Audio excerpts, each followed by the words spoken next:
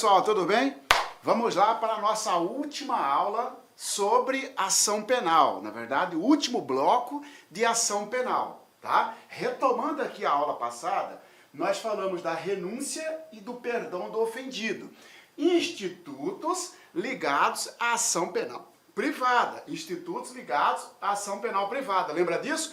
Revisão, rapidinho. O que é renúncia e o que é perdão? Renúncia é a desistência do direito de propor a queixa-crime. É a desistência de iniciar um processo de ação penal privada, tá bom? E o que é perdão? É a desistência de dar prosseguimento numa ação penal privada, tá beleza? A renúncia, ela é unilateral, o perdão é bilateral. Por que é unilateral a renúncia? Porque só precisa de um lado, o lado da vítima. Basta a vítima querer, ela renunciou. O outro lado, qual seria? O réu, que seria o querelado, que nem é querelado ainda, não precisa aquecer, não precisa aceitar. Até porque eu não sou obrigado, eu não tenho como obrigar você a me processar. Tá bom? Eu pratiquei uma calúnia contra você, você que vai me processar, você que tem o direito de renunciar. Você renunciando, não tem como eu falar por aí, não. Você tem que me processar porque eu quero me defender. Como assim? Já o perdão é bilateral. Precisa dos dois lados, as duas partes. Tanto o réu, que é o querelado, quanto o querelante. O querelante oferece o perdão e o querelado tem 3 dias para aceitar ou não. Eu aceito. Expresso, renúncia expressa, aquela que vem através de uma declaração escrita, e a tácita, comportamento incompatível com o direito de propor a queixa. Da mesma forma, o perdão, expresso ou tácito, mesma explicação. No que tange a renúncia é indivisível, a renúncia 1 abrange a todos, ou processa todo mundo, não processa ninguém. No que tange ao perdão, a abrangência é total também. O perdão ofertado a um a todos existente, não gerando efeito para aquele que recusar. Muito bem. Feita essa revisão, assunto novo, perempção. Lá do artigo 60 do Código de Processo Penal. O que é a perempção? A perempção é uma sanção, tá? É uma espécie de punição, vamos dizer assim, né? Não é exatamente uma punição, mas é uma sanção que o querelante, a vítima, sofre por se mostrar desidiosa, por se mostrar desleixada com a continuação do processo, com o cuidado com o processo, tá certo? Vou te dar um exemplo. Você está me processando num crime de calúnia. Se você está me processando é porque você não renunciou. Porque se você tivesse renunciado, sequer você teria dado início ao processo, concorda? Isso. Você está me processando. Durante o processo, você pode me perdoar. O processo caminha para uma sentença. Durante o processo, você pode me perdoar. Você oferece o perdão. Então, você não renunciou, faz de conta que você não perdoou também. Mas, marcou uma audiência, você, querelante, que está me processando, simplesmente não comparece na audiência e não justifica a sua ausência. Não compareceu por quê? Porque estava doente? Porque sofreu um acidente? Porque tinha um compromisso previamente agendado? Não, você simplesmente não vou nessa audiência, não estou mais afim.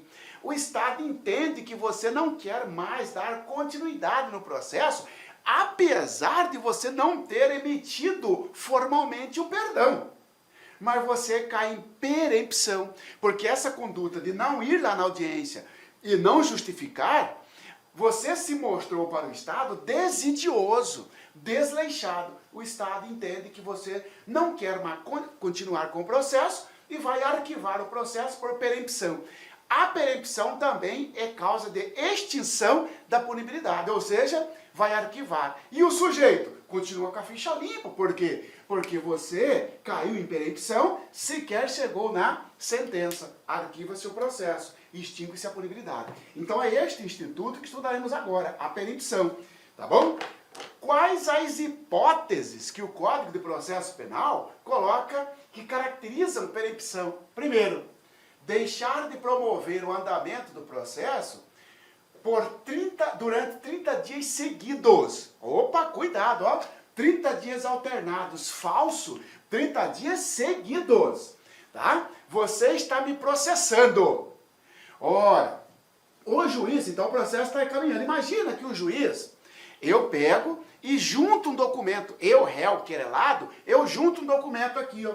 Juntei um documento. O juiz vai intimar você, vítima. Você é intimado para falar sobre esse documento. E aí, querelante, o que você tem a dizer sobre esse documento que o Marcelo Xavier juntou? Tá? Você simplesmente é intimado, deixa passar 30 dias direto e ó, tô nem aí. Não se manifestou no processo. Ora, o juiz entende, o Estado entende que você não quer mais o processo, porque deixou parado por 30 dias seguidos, direto, tá bom? Essa é a primeira causa de perempção, tá bom? Cuidado, 30 dias seguidos. Não são 60 dias, 30 dias corridos, seguidos, tá bom? A outra hipótese de perempção, falecimento ou incapacidade do querelante, se não comparecer em 60 dias, o cônjuge, o ascendente, o descendente, o irmão, para dar sequência no processo, para assumir o processo. Agora imagina o seguinte, você está me processando, tá bom? Num crime de ação penal privada. O processo está caminhando, caminha para uma sentença, não é isso? Todo mundo quer uma sentença. Tá bom.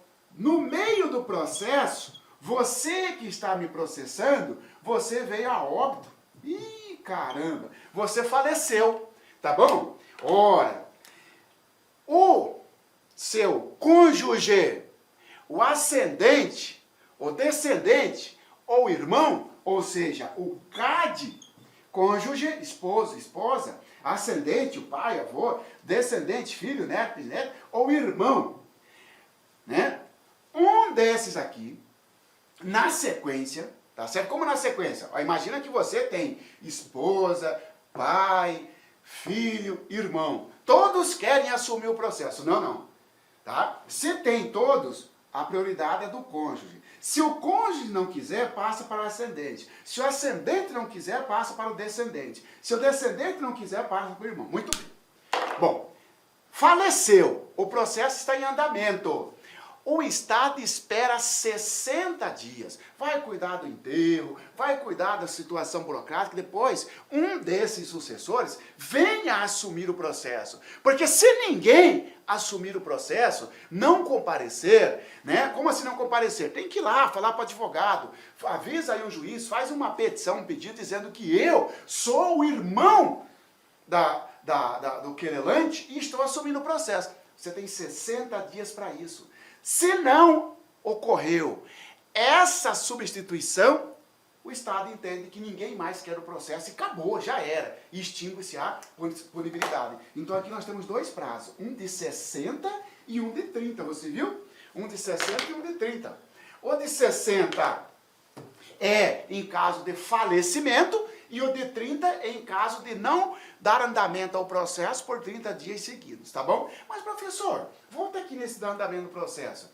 Quem dá andamento no processo, professor, não é o juiz, nem sempre. Às vezes, precisa de você para o processo andar. É aquela situação, o juiz intimou você para falar sobre um laudo, para falar sobre um documento, para informar endereço de uma testemunha, e você não fez. Deixou parado 30 dias seguidos. Perempção.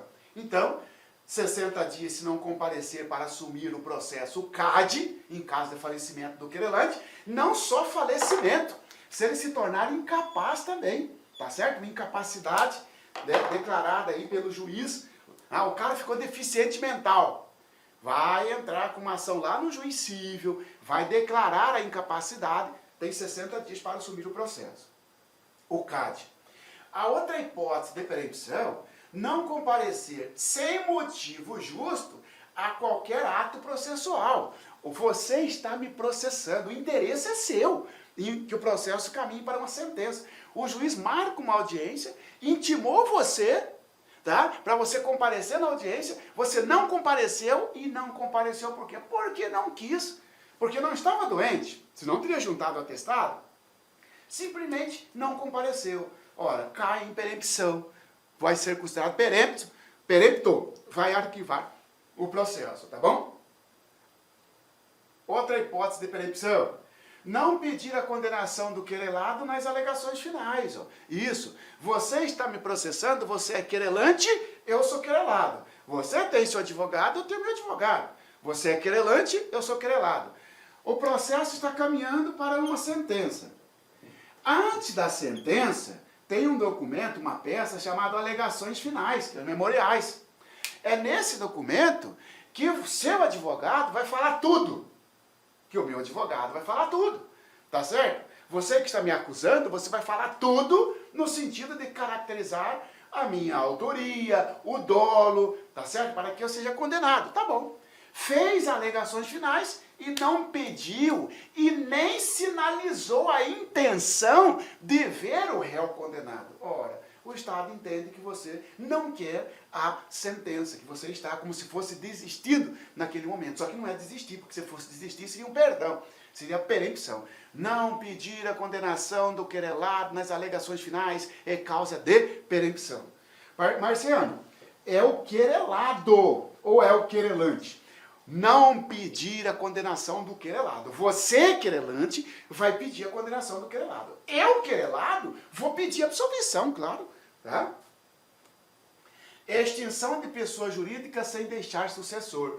Extinção de pessoa jurídica sem deixar sucessor. Veja bem, às vezes, quem está processando o querelado não é uma pessoa física. Agora vamos lá, você tem uma empresa, tá bom? Você tem uma loja. Uma pessoa jurídica, eu fui lá, comprei algo, não gostei, saí falando por aí que a sua loja é uma porcaria, e não sei o que e tal. Eu pratico uma difamação contra a sua pessoa jurídica, a sua loja, a sua empresa. Ora, a sua empresa vai me processar. Aqui, ó, quem está me processando, o querelante, não é você o dono. Quem está me processando é a pessoa jurídica. Vamos colocar aqui a empresa, né? E eu sou o querelado, eu sou o réu. Muito bem. Ora, se no decorrer do processo, o processo caminha para uma sentença. Se no decorrer do processo a sua empresa fechou, extinguiu-se, acabou, encerrou-se a atividade, não foi vendido para outra empresa, não foi dividida, tá certo? Ela simplesmente extinguiu. Ah, não quero mais tocar, não quero mais ser empresário, acabou. Ora, o seu processo cai também, porque a sua empresa foi extinta sem deixar sucessor. Mas, professor, eu não morri, professor. Eu sou o dono, eu não posso assumir o processo, você não, porque você é pessoa física. Para assumir o processo tem que ser outra pessoa jurídica, digo, outra empresa. Ah, não, professor. E se eu vendi essa minha empresa para o meu irmão, para o meu pai, sei lá. Quem comprou vai dar continuidade. A empresa que comprou, ou seja, a pessoa jurídica, ela deixou o sucessor, porque ela foi o quê? Só você sai do contrato social e passou para uma outra pessoa física.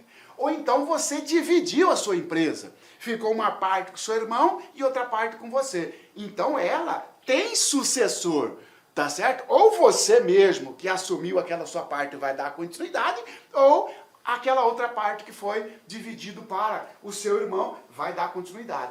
Agora, encerrou, fechou, acabou. Aí encerra, extingue-se a punibilidade pela perempção, tá certo? Por que eu falo isso, pessoal? Porque por causa da pegadinha. Sobre a ação penal indica a alternativa correta. A extinção da pessoa jurídica sem deixar sócio, extingue-se a punibilidade pela perempção. Falso.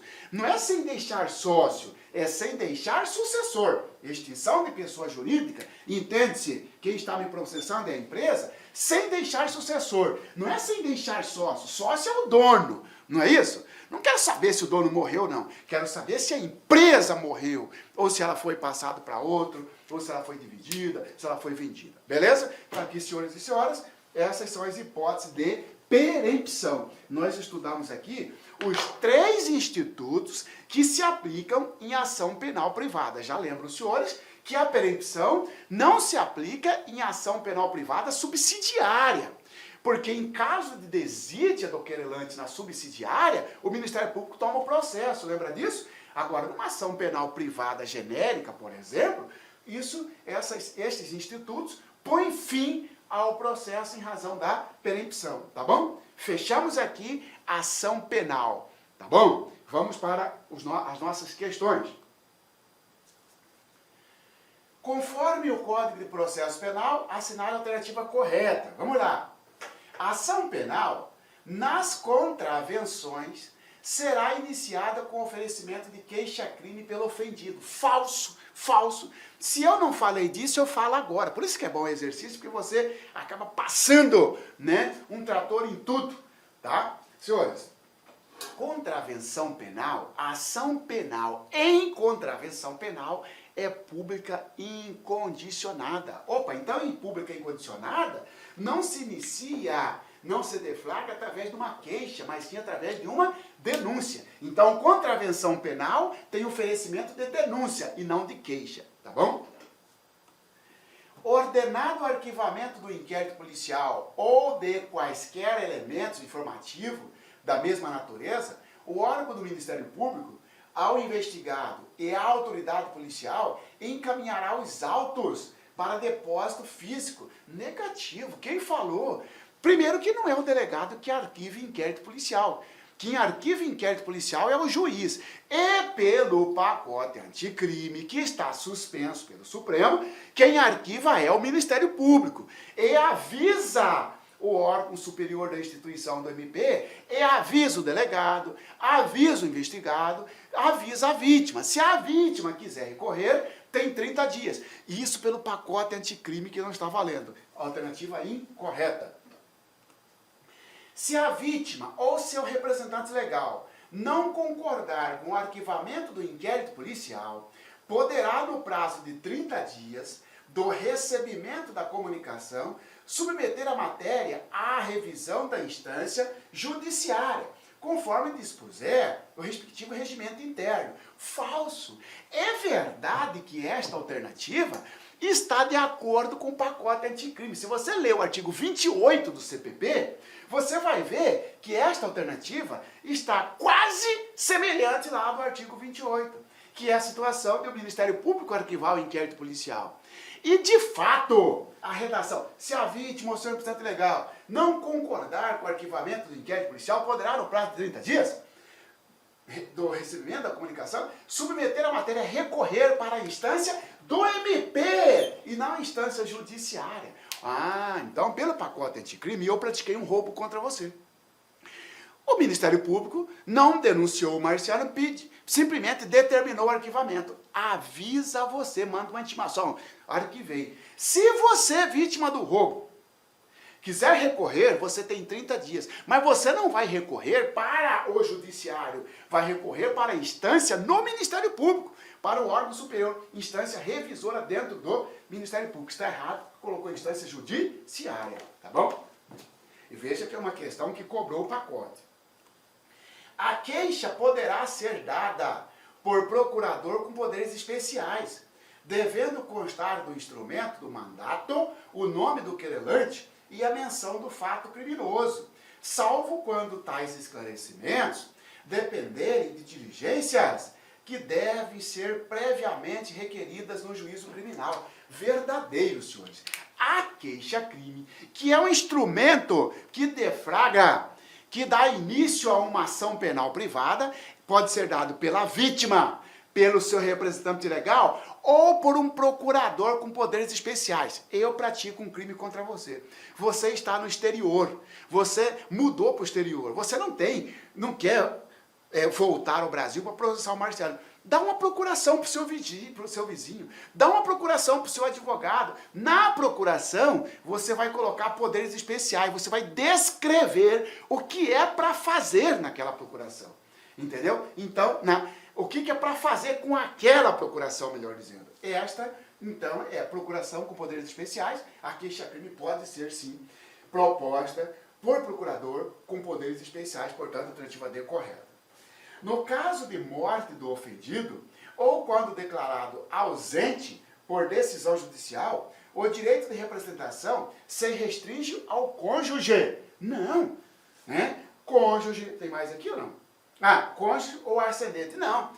Cônjuge, ascendente, descendente ou irmão. Cade, faltou aqui o descendente e o irmão, tá bom?